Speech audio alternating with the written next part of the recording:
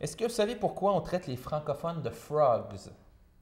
Connaissez-vous la signification du mot Ontario? Quels bébés franco-ontariens sont devenus célèbres dans le monde entier? C'est le genre de questions qu'on retrouve, et surtout les réponses, dans le livre écrit par André Poulain, Oui. Allô, Bonjour. qui s'intitule À la découverte de l'Ontario français. Alors, c'est un autre ouvrage qui est en nomination. C'est surtout toi qui es en nomination au premier gala de reconnaissance des auteurs de l'Outaouais. Bravo! Merci. Bravo, bravo. Merci. Alors, c'est un abécédaire plein de couleurs, plein de jeux. Qu'est-ce qu'on retrouve justement là-dedans?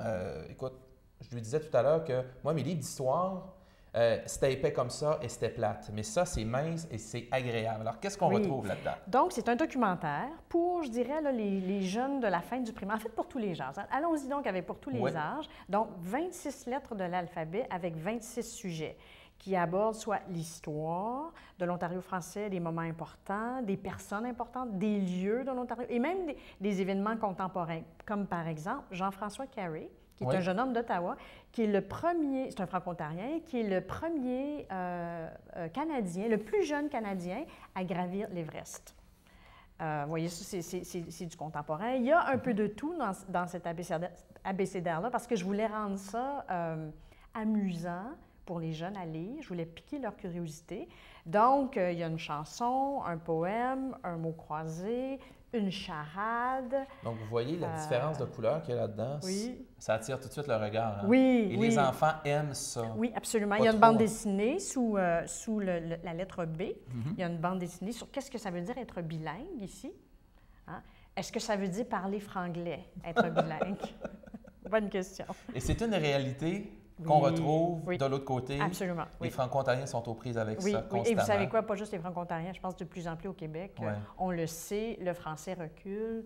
Le français perd du terrain. À Montréal, on l'entend constamment. Le français est de moins en moins présent.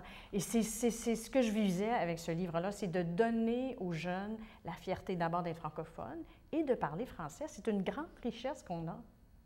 Oui. Alors, avec cette réponse, je pense qu'on peut comprendre pourquoi elle est en nomination au gala.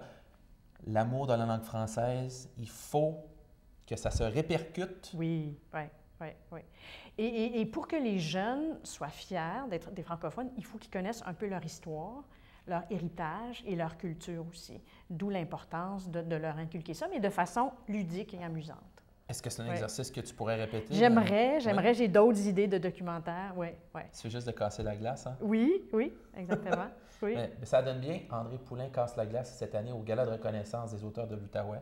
Alors, une des auteurs en nomination. Un gros bonne chance. Merci. Et un gros bravo surtout. Merci bien.